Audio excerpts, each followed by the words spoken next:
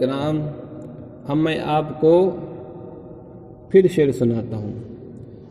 کہہ دو غم حسین منانے والوں سے، مومن کبھی شہداء کا ماتم نہیں کرتے۔ ہے عشق اپنی جان سے زیادہ آل رسول سے، یوں سرعام ہم ان کا تماشا نہیں کرتے۔ روئیں وہ جو منکر ہیں شہادت حسین کے، ہم زندہ و جاوید کا ماتم نہیں کرتے۔ نہ عشق حسین ہے نہ ذوق شہادت، ظالم سمجھ بیٹھا ہے ماتم کو عبادت۔ تو حضرات، میں آپ کے سامنے جو میں نے دلیل پیش کری، قرآن سے بھی دلیل پیش کر دی، حدیث سے بھی دلیل پیش کر دی، اب میں اجماع امت سے دلیل پیش کرتا ہوں۔ آؤ، قرآن کو اٹھا کر کے ہم نے آپ کو بتا دیا، حدیث کو اٹھا کر کے آپ کو بتا دیا، اب ہم بزرگان دین کی کچھ معتبر کتابوں کی معتبر باتیں ہم آپ کے سامنے رکھتے ہیں۔ ہم 13ویں صدی کے محدث، وہ محدث جس پہ دہلی بھی ناز کرتی تھی، جس پہ دلی بھی ناز کرتی تھی، سراج الہند حضرت علامہ عبدالعزیز محدث دہلوی فرماتے ہیں، عشرہ محرم میں، عشرہ محرم میں تعزیہ داری۔ عشرہ مبشرہ کس کو کہتے ہیں؟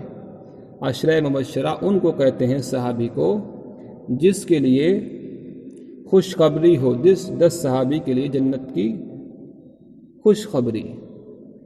لیکن عشرہ محرم میں تعزیہ داری اور قبر و صورت بنانا یہ ناجائز ہے۔ یہ میں نہیں لکھتا اپنی طرف سے، یہ علامہ عبدالعزیز محدث دہلوی لکھتے ہیں، جو ایک معتبر عالم دین ہے۔ اور آگے لکھتے ہیں، یہ تعزیہ بنانا، یہ جو تعزیہ بنایا جاتا ہے یہ زیارت کے قابل نہیں ہے۔ اب علامہ محدث دہلوی نے یہ لکھ دیا اپنی کتاب فتاوی عزیزیہ جلد اول صفحہ 76 میں اور 75 میں لکھ دیا، یہ جو تعزیہ بنایا جاتا ہے یہ زیارت کے قابل ہی نہیں، اس لیے کہ تم شاعر اللہ کیسے کہہ سکتے ہو؟ زنا کے اڈوں کو شاعر اللہ کیسے کہہ سکتے ہو؟ برج خلیفہ کو پھر تمہیں شاعر اللہ کہنا پڑ جائے گا، وائٹ ہاؤس کو بھی شاعر اللہ کہنا پڑ جائے گا، نائٹ کلب کو بھی تم شاعر اللہ کہہ رہے کہ نائٹ کلب میں زنا کاری نہیں ہوتی ہے، شراب پی جاتی ہے صرف، لیکن وہاں پر امام باڑے پہ جوان تو وہیں پر کر دیتے ہیں زنا۔ تو فتاوی عزیزیہ جلد اول صفحہ 75-76 میں لکھتے ہیں، یہ تعزیہ بنایا جاتا ہے زیارت کے قابل نہیں ہے، بلکہ اسے نسبت دینا امام حسین کی طرف یہ بالکل حرام ہے، اور اسے نیست نابود کرنا جائز ہے۔ نیست نابود کرنا، اب آپ دیکھو یہ تو 13ویں صدی کے تھے، اب 14ویں صدی کے مجدد دیکھ لو، جس کو سن کر کے یہ شیعہ زادے بھاگتے ہیں۔ میرے بھائی، ہمیں تو آج ایسا لگتا ہے کہ وہابی میں اور سید زادے میں کوئی فرق نہیں، وہابی ایسے نہیں بھاگے گا، وہابی بھی اپنے آپ کو کہہ دیتا ہے ایک مرتبہ کو اپنی ذات کو چھپانے کے لیے، ہاں میں بریلوی ہوں۔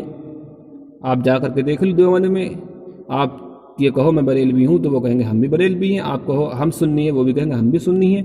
لیکن یہ سید زادے، حرام زادے، یہ شراب پینے والے، ان سے کہو کہ ہم بریلی والے ہیں، مسلک رضا کو ماننے والے ہیں، وہ مسلک رضا جس میں یہ عرس بازی، یہ چندہ کرنا، غریبوں کو لوٹنا جائز نہیں، تو کہتے ہیں تیری گردن اڑا دوں گا۔ امام اہل سنت اعلیٰ حضرت علیہ رحمہ فرماتے ہیں کہ تعزیہ بنانا ناجائز ہے۔ فتاوی رضویہ جلد 6 صفحہ 186 پہ لکھتے ہیں، تعزیہ کی تعظیم یہ بدعت ہے، ایسی بدعت ہے، اسی بدعت کو ہوا بنا کر کے وہابی اپنے مشن کو آگے بڑھا رہے ہیں۔ تعزیہ کی تعظیم بدعت ہے، عورتیں فقیر بناتی ہیں، عورتیں اپنے بچوں کو اس کے نیچے سے گزارتی ہیں۔ بتاؤ، جس کو دیکھنا جائز نہیں تو اس کی تعظیم کرنا کیسے جائز ہو جائے گی؟ اس میں غریبوں کا خون لگا ہوا ہوتا ہے، پسینہ لگا ہوا ہوتا ہے۔ برج خلیفہ، برج العرب، جتنے بھی 186 جو بڑی بڑی عمارتیں دبئی کے اندر بنی ہوئی ہیں وہ سب ہندوستانی خون سے بنی ہوئی ہیں۔ تو اب ان کی تعظیم کر لو، ان کو دیکھ لو، جیسی ان کو دیکھنا ہے ویسی اس کو دیکھنا برابر ہے۔ اعلیٰ حضرت فرما اپنی طرف سے نہیں، فتاوی رضویہ جلد سوم صفحہ 258 پہ لکھتے ہیں تعزیہ کی تعظیم کرنا یہ بدعت ہے۔ اب کہتے ہیں، آگے لکھتے ہیں تعزیہ یہ جو رائج ہے یہ مجمع بدعت شیعہ ہے۔ بدعت شیعہ کہو یا بدعت سیعہ کہو، اس کا بنانا دیکھنا جائز نہیں۔ تعظیم و عقیدت سخت حرام و اشد بدعت ہے۔ فتاوی رضویہ 9 جلد 189 میں لکھتے ہیں۔ اور اب 15ویں صدی کا مجدد اپنے قلم کو اٹھاتا ہے، تعزیہ کے بارے میں لکھتا ہے، حضور مفتی اعظم ہند علامہ مصطفیٰ رضا خان علیہ رحمت و رضوان، جس کو میرے روحانی پیر کہتا ہوں، وہ مفتی اعظم ہند جس نے پوری زندگی محدث اعظم ہند کا ہاتھ نہیں چھوڑا، وہ مفتی اعظم ہند جس نے پوری زندگی علامہ شارح بخاری کا ہاتھ نہیں چھوڑا، وہ مفتی اعظم ہند جس نے پوری زندگی حافظ ملت کا ہاتھ نہیں چھوڑا، خواجہ مظفر حسین صاحب کا ہاتھ نہیں چھوڑا، شاہ میاں کا دامن نہیں چھوڑا، وہ مفتی اعظم ہند۔ آج وہ مفتی اعظم ہند کی اولادیں محدث اعظم ہند کی اولادیں مفتی اعظم ہند کو گالی بکتی ہیں۔ بکو، کب تک بکو گے؟ تو 15ویں صدی کا مجدد مفتی اعظم ہند لکھتے ہیں، علامہ مصطفیٰ رضا خان علیہ رحمت و رضوان لکھتے ہیں کہ تعزیہ داری یہ شرعاً ناجائز ہے، اس کے لیے جبراً چندہ لینا کسی قدر شنی و بری بدعت ہے۔ وہ مفتی اعظم ہند جو ایک پان بھی کسی مرید کا بنا پیسے کے نہیں لیتے تھے، تو وہ مفتی اعظم ہند یہ غریبوں سے چندہ لینا کیسے جائز کر دیں گے؟ یہ فتاوی مستفیہ صفحہ جلد 4 صفحہ 53 پہ لکھتے ہیں۔ تو 13ویں 14ویں 15ویں اسی یہ 13ویں 14ویں 15ویں 3 صدیوں میں یہ اس فتنے نے زیادہ عروج پایا ہے، جب سے خلافت عباسیہ میں جنم ہوا ہے اس تعزیہ داری کا۔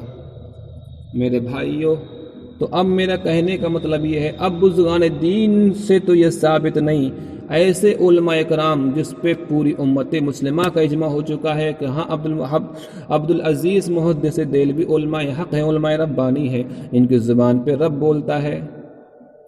اعلیٰ حضرت فاضل بریلوی کے بارے میں پوری اپنوں نے غیروں نے سب نے اس بات پہ اتفاق کر لیا ہاں کہ یہ 14ویں صدی کے مجدد ہیں۔ امام اہل سنت اعلیٰ حضرت فاضل بریلوی کو پورے قوم مسلم نے اپنوں نے غیروں نے سب نے مجدد مان لیا۔ حضور مفتی اعظم ہند کو اپنوں نے غیروں نے سب نے مجدد مان لیا 15ویں صدی کا۔ اگرچہ 15ویں صدی کے مجدد بہت پیدا ہو گئے، بہت میرے بھائیوں، برسات میں جیسے میڈک پیدا نکلتے ہیں ایسی ہی 15ویں صدی کا مجدد پیدا ہو گیا۔ میرے بھائی یہ بتاؤ تو صحیح، لیکن اب اگر مفتی اعظم ہند کی گدی پہ بیٹھنے والا کوئی الو، کوئی زانی یہ کہے کہ اب مفتی اعظم ہند نے یہ کہہ دیا کہ تعزیہ بنانا حرام ہے، اشد حرام ہے، تو اس کی بات کو کوئی ماننے کو تیار نہیں۔ وہ کیوں؟ اس لیے کہ وہ رسول پاک کی بات کو ماننے کو تیار نہیں۔ آج مولوی، رضوی مولوی چیخ چیخ کر کے کہتے ہیں کہ تعزیہ مت بناؤ، مگر وہی مولوی کہتے ہیں کہ ہمیں پہلے چندہ دو بعد میں ہم تقریر کریں گے۔ یہ کرائے کے ٹٹو، آپ یہ بتائیے، وہ خاکی وردی پہننے والا، خاکی چولا پہننے والا، سرکار کا کتا، سرکار کا ایک چوکیدار، پولیس کرمی، اگر پورے گاؤں سے یہ کہے کہ چوری مت کرو، چوری مت کرو، اگرچہ سب سے زیادہ ڈکیتی کہاں ہوتی ہے؟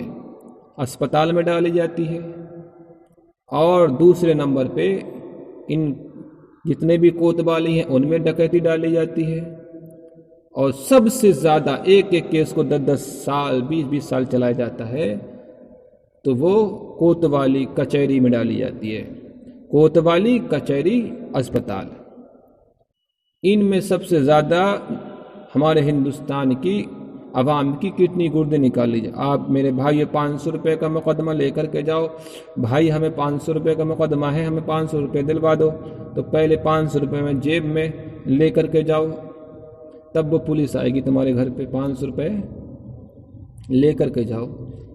سرکار بھی دیتی ہے, جنتا بھی دیتی ہے, تب بھی پیٹ نہیں بھرتے. 10-10 کلو کے نہیں, 50-50 کلو کے ان کے پیٹ ہیں میرے بھائیوں. ہمیں تو سمجھ میں نہیں آتا. تو اب وہ یہ کہے کہ چوری مت کرو, چوری مت کرو. اب وہ سب سے بڑا چور وہی ہے. حکومت دیتی ہے ان خاکی وردی پہننے والوں کو 25,000 روپے. ایک دن میں 25,000 روپے کما لیتے ہیں میرے بھائیوں, 1 منٹ میں کما لیتے ہیں. لڑکا لڑکی بھاگ گئی, اب لڑکی والے سے لیے 10 لاکھ روپے, لڑکے والے سے لیے 20 لاکھ روپے, 30 لاکھ روپے لے کر کے آدھے حکومت کو دیے, آدھے کھادی وردی پہننے والوں کو دیے, باقی اپنے جیب میں رکھ لیے. تو اب یہ کہیں کہ دشکرم مت کرو, پاپ مت کرو, کرائم مت کرو. ارے کرائم کو کرانے والے یہی ہیں. تو اب اسی طریقے سے میرے بھائیو اب یہ بتاؤ, اب یہ رضوی اور جتنے بھی رضوی ملے ہیں یہ کہتے ہیں کہ فتح مفتی اعظم ہند نے یہ کہا ہے کہ تعزیہ مت بناؤ, تعزیہ مت بناؤ.